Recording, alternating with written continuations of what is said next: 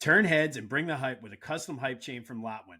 Perfect for youth sports, fantasy football, or just flexing your pride. Go to Lotwin.com, use the promo code TCCPOD for 10% off your order. That's Lotwin.com, promo code TCCPOD for 10% off. Get your custom hype chain and get hype with Lotwin.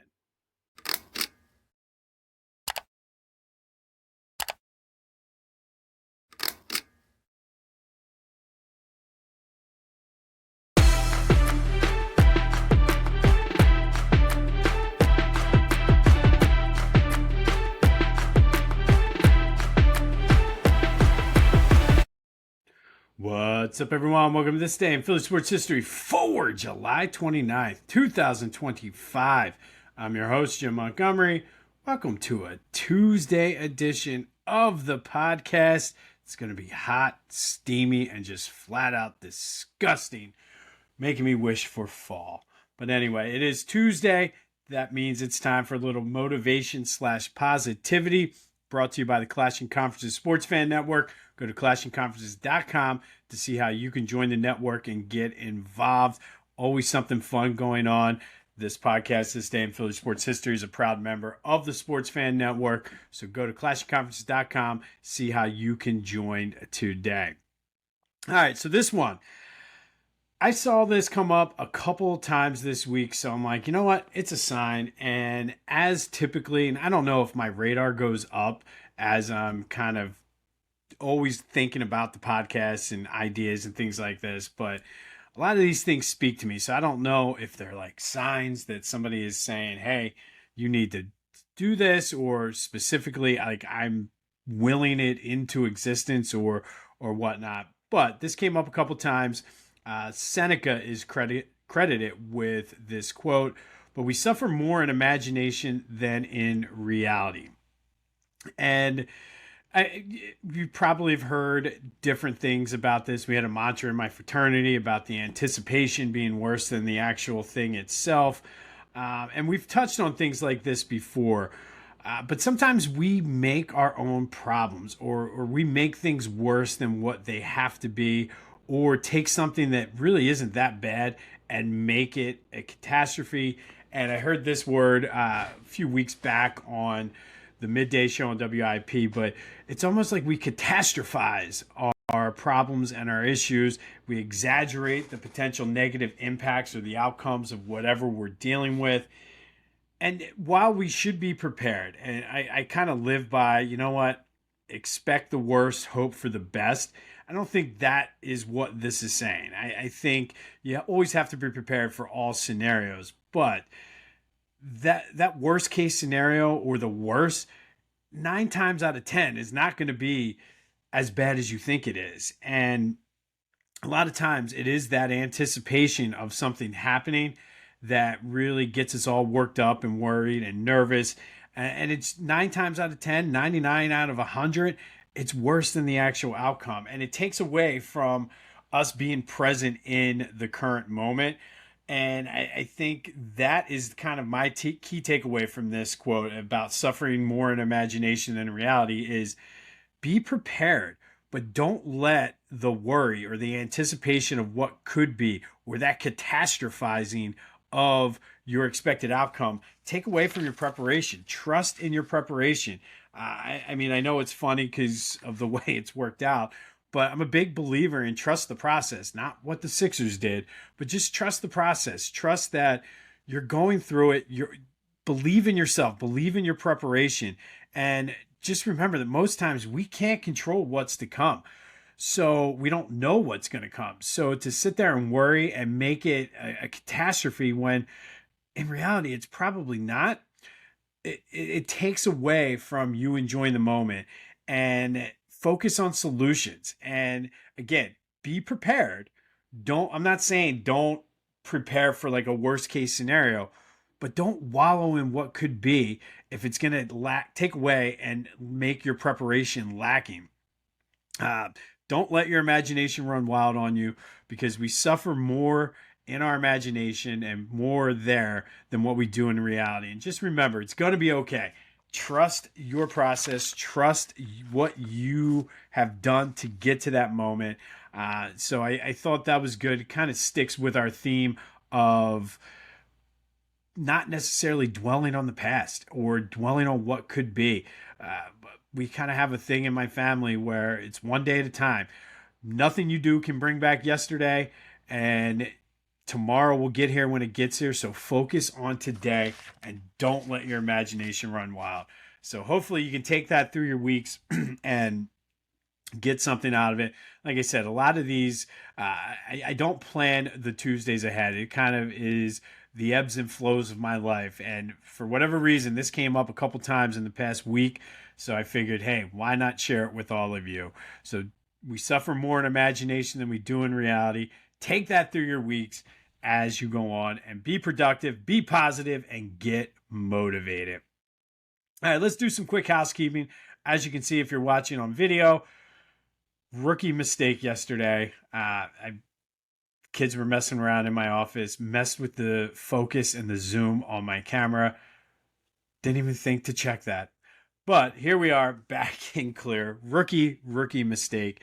Be sure to follow me on social media, Jimbo_Mont on Twitter and TikTok. On Instagram, @PhillyJimbo. Subscribe to the YouTube channel, Jimbo_Mont, and continue to spread the word as we grow this. If you are a new listener, welcome. We are glad to have you. We finish up the regional finals today in our tournament. Final four will be tomorrow and Thursday. And to just make it an even, clean break, we will do the final on Friday. So that means you'll have all weekend to vote. And then starting on Monday, we'll start our top 5 for the first 25 years of the century. Looking forward to that. And of course, don't forget Friday. We always spend Fridays with AI. Hopefully, we're breaking down a big Phillies trade. Speaking of the Phillies, I don't even know what to say. Just a horrible, embarrassing, pathetic loss yesterday. No way you should be losing to the Chicago White Sox 6-2. No way should you be only getting 6 hits off of that team. Can't put that one on Sanchez. I mean, Sanchez was not his typical self. But, I mean, your starting pitcher gives up 4 runs and you manage 6 hits. That's pathetic. That's embarrassing. And this team, for whatever reason, gets up when they play the Yankees, gets up when they play the Red Sox, gets up when they play the Dodgers. Can't do a damn thing against the likes of the Pirates, the White Sox, the Rockies. For some reason, they struggle against the poor teams. And I don't know what that means moving forward to the rest of the season and into the postseason, but you can't be losing this game. So, I mean, we move on. Jesus Luzardo's on the mound tonight. I almost would go as far as saying this is a must-win game. You cannot lose 2 out of 3 to the Chicago White Sox, especially heading into the trade deadline. I don't know. Trade deadline's in 2 days.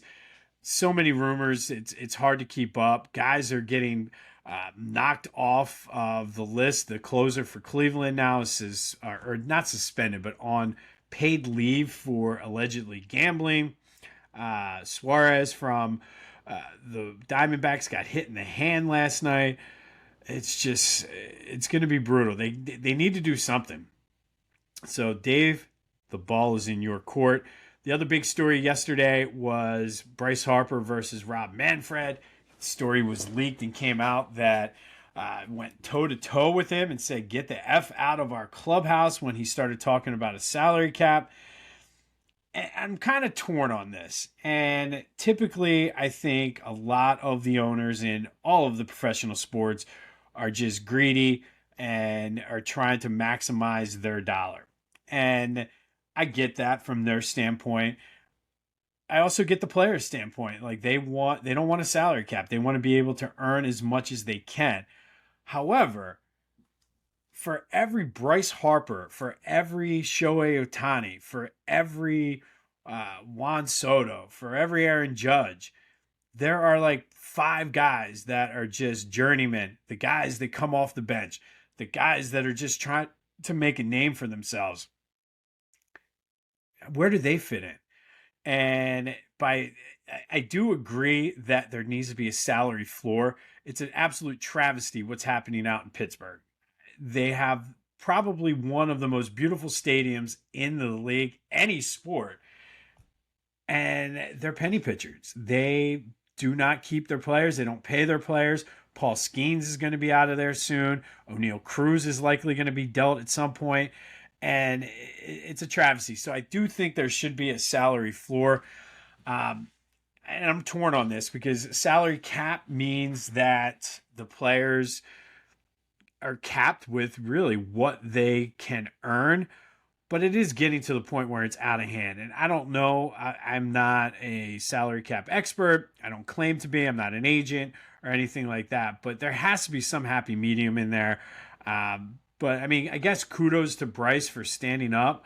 But I just kind of question whether or not he's representing all the players or like the top 5-10% who are making big money, and those little guys that really do the grunt work are the ones that are going to get left out. So we'll see how that plays out. But that was a big story, and I don't know. I mean, good for Bryce for standing up, but again, something needs to be done. I don't know what that is. I don't know whether it's a salary cap. I definitely think there needs to be a salary floor because it's an absolute you look at teams like the Pirates, the White Sox, the Rays, and they don't spend money, and it's absolute the Marlins. It's absolutely just it cheapens the game. I think. I mean, yeah, you kind of. It works out well for the Phillies because they're able to spend more than most teams, but at the same time, I mean, I know a lot of people who are Pirates fans, and it's not fair to them. So we'll see how this plays out. The current CBA, I guess, ends after next season, so it should be buckle up. I feel like it's going to be a bumpy ride. Some sad news with Philly ties. Ryne Sandberg passed away. He was battling, I believe it was pancreatic or prostate cancer. I want to say pancreatic, and passed away last night. So condolences to the Sandberg family. You know, Ryne Sandberg was manager after Charlie Manuel for a few years here in Philly, kind of given almost an impossible job when he took over. We still had those high expectations, and he was given an aging team with not much help coming up from the minors. Did well when he was managing down in the Phillies minor league system. As many of you probably know, he did get his career start with the Phillies, was traded in 1982 along with Larry Bowa to the Cubs for Ivan De Jesus. And the rest, as they say, is history. As Ryne went on to have a Hall of Fame career in Chicago, but Ryne Sandberg passes away last night, so sad day. With obviously he was way more known for being a Chicago Cub, but did get his start with the Phillies, managed here for a few years as well. So condolences to the Sandberg family. All right, some Eagles news, and there's not a lot. They're practicing in pads today, so it's always fun to see them. Not a ton of major injuries, which is good. It's been kind of quiet, and I've been saying since camp started, a quiet camp is a good camp for the Eagles. Some standouts from what I've been reading, and I get asked this a lot, and since I'm not at camp, I scour all the guys. Like, I have my core, like 4 or 5 guys, and including the Philadelphia Inquirer, where kind of see what's been going on and make my report on that, so you don't have to scour the internet. But Moro Ojomo apparently has been impressing early in camp. Adoree Jackson took more first-team reps yesterday than Keely Ringo. I still feel like somehow there's going to be a move that Howie's going to make. I don't know whether it's going to be for corner or safety, but I do think maybe give them through the first preseason game and then see how it goes from there. But very quiet camp, which I will 100% take quiet over what's happening in Dallas. Jerry Jones, I feel like every time he opens his mouth, something stupid comes out. So, Jerry, I will pay your medical bill to go to the Cleveland, the Mayo, whatever clinic you want to go to, because we need you around for as long as possible. Jalen Hurts has a new Sprite commercial. I don't know. pretty good, I guess.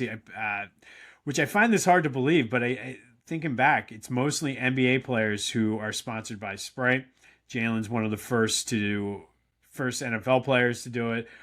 It's a good commercial. Talks about just the hate and rips the guys on ESPN, which is always a good thing and fun. But that is the Eagles update, the Eagles news. Not a lot, which is good, but good to see Moro Jomo playing well. I still think, like I said, there's a move coming in the secondary. I don't know what it is yet, but it's coming. All right. Yesterday's trivia question: in honor of Harry Kalas getting inducted into the Hall of Fame back in 2002, I asked you, excuse me, what future pro basketball Hall of Famer did Harry Kalas take over to become the voice of the Phillies? And that would be Bill Campbell. Bill was the voice of the Eagles, the Sixers, the Warriors. I don't know if he did any Flyers, but the Phillies.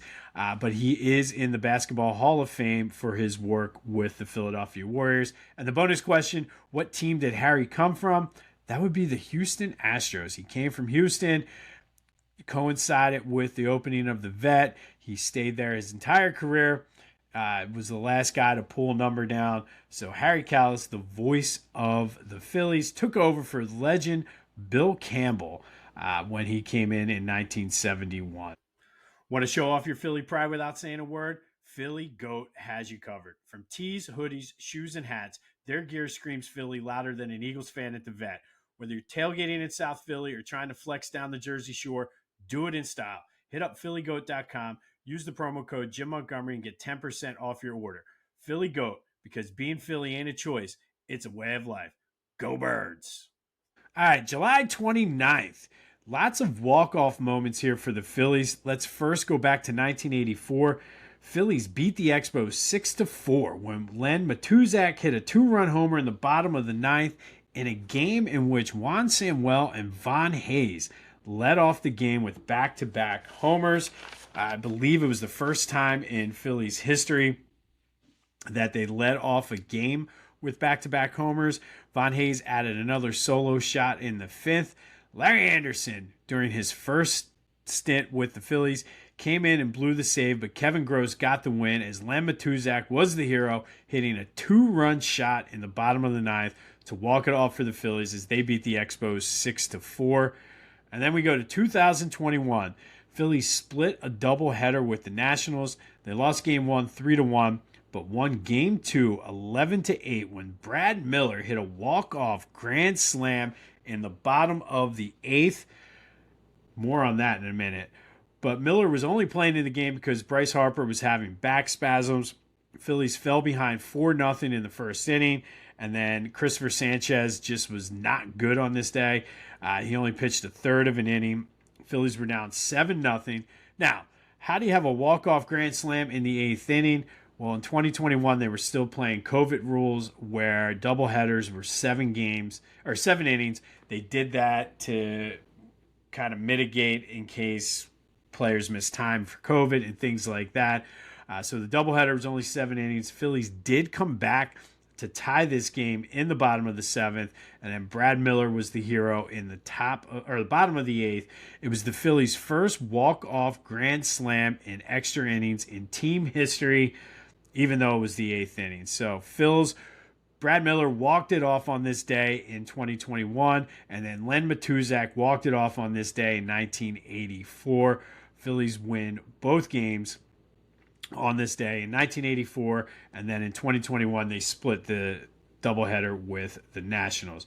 Some trade deadline moves, though, on this day. Very active day. Is today the day that the Phillies make a move? Lots of craziness happened on this day. Lots of big-time moves for the Phillies. 1983, they purchased the aforementioned Larry Anderson from the Seattle Mariners. Played a big role down the stretch in getting them to the World Series against the Orioles. Then in 2002, they traded away Scott Rowland, basically because he didn't want to be here anymore. So they traded him to the St. Louis Cardinals. And then Ruben Amaro Jr. was extremely active on this day. 2009, he brought in Cliff Lee. 2010, he brought in Roy Oswalt. And 2011, he brought in Hunter Pence. Dave, That's what you need to do. You need to channel your inner Ruben Amaro, who was very active on July 29th. So, Dave, as I said earlier, the ball is in your court. And then there's a bonus signing on this day due to the NFL lockout. Free agency started a little bit later. And I remember this well. I was at my brother's bachelor party down in Ocean City, Maryland. Phillies traded for Hunter Pence. And then all of a sudden, the Eagles made an announcement that they signed Nnamdi Asomugha in 2011 as well. Unfortunately, we all know how that turned out. They mixed opinions on that, whether or not Asomugha was a system player in the Raiders system, whether the Eagles tried to force him to be something he wasn't, whether he was overrated, whether he even wanted to play football at all. But a big day in 2011, Hunter Pence and Nnamdi Asomugha both signed or traded to the Philadelphia teams on this day in 2011. So again, Dave, it is your turn. And Howie, wouldn't be a bad time to make one of those under the radar signings that you do in training camp. Just throwing that out there.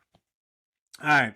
So sticking with the trade deadline theme for today's trivia question, who did the Phillies acquire in the Cliff Lee trade? They traded some prospects to the Cleveland Indians for Cliff Lee, but who came along with Cliff Lee to Philadelphia?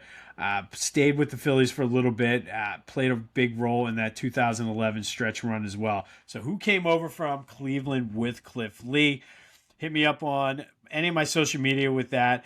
Discord channel is live. First link in the description. Come over. Let's talk some Philly sports on a hot, steamy Tuesday. Don't forget the Back to the Future voice and text line 267-495-8531. Get any of your thoughts and Philly sports burning takes off of your chest on the Back to the Future voice and text line. And then don't forget, I put highlights up on my social media. It's been coming out a little bit later as I'm still toying around and figuring out the new platform and everything. But that's all available on social media, including my LinkedIn and Facebook. All right. I mentioned this earlier. We are finishing up our greatest season in Philly sports history regional finals today. Yesterday, it was Wilt Chamberlain knocking out Moses Malone. So Wilt from 61-62 when he averaged 50 points a game, scored 100 points in a game, averaged 48 and a half minutes. That is the top moment in Philadelphia basketball history. Ironic that the Sixers region was won by a Philadelphia Warrior. Just kind of threw that out there. And we crown our final champion today for the regionals. This is the Eagles championship.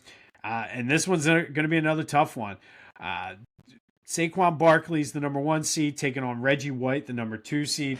Saquon last year, we all know how it played out. Over 2,000 yards, 13 touchdowns, added 2 more receiving touchdowns.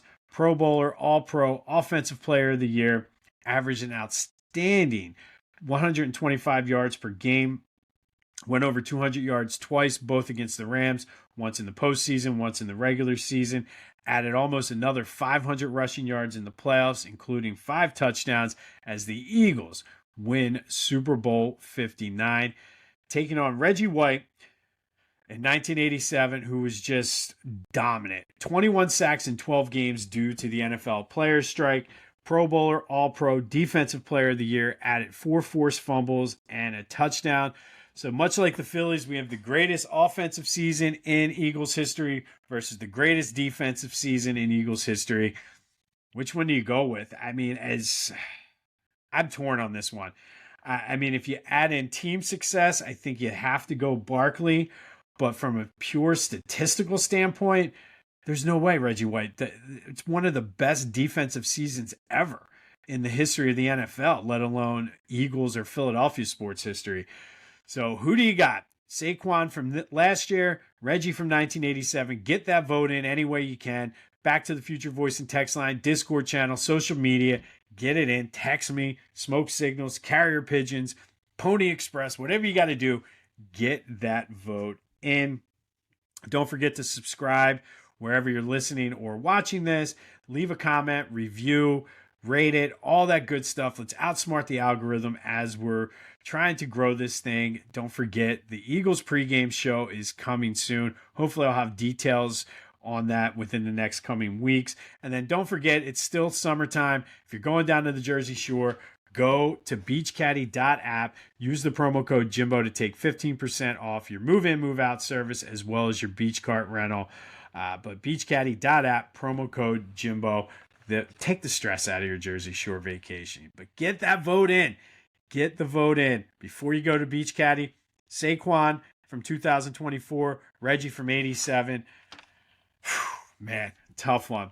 Phils were active on the trade deadline on this day in 2002, 2009, 2010, and 2011.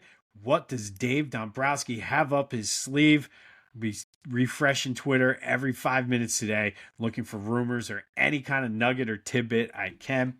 On this day in 2021, Brad Miller hit the first walk-off grand slam in extra innings in Phillies history as the Phillies won Game 2 of a doubleheader against the Nationals 11-8. And then in 1984, Juan Samuel Von Hayes led off the game with back-to-back home runs. Len Matuszek in the bottom of the ninth hit a 2-run homer to give the Phillies a 6-4 win over the Expos. We'll have more updates from Eagles camps as they come in. Obviously, we're going to be monitoring the trade deadline all day today, all day tomorrow, and all day Thursday. Final four of our tournament starts. Big things happening here on this day in Philly sports history. Don't forget the trivia question. Who was the guy that came over with Cliff Lee from Cleveland in that trade in 2009? Who was it? Positional player. I'll give you a hint on that. A positional player. Don't forget as well, we suffer more in our I'll get it right. We suffer more in our imagination than in reality. So don't focus on the doomsday, catastrophizing, worst case scenario that could happen. Live in the moment and trust your preparation. This has been This Day in Philly Sports History for July 29th, 2025. My name's Jim Montgomery. Go have yourselves a Tuesday. And until next time, I'll see you when I see you.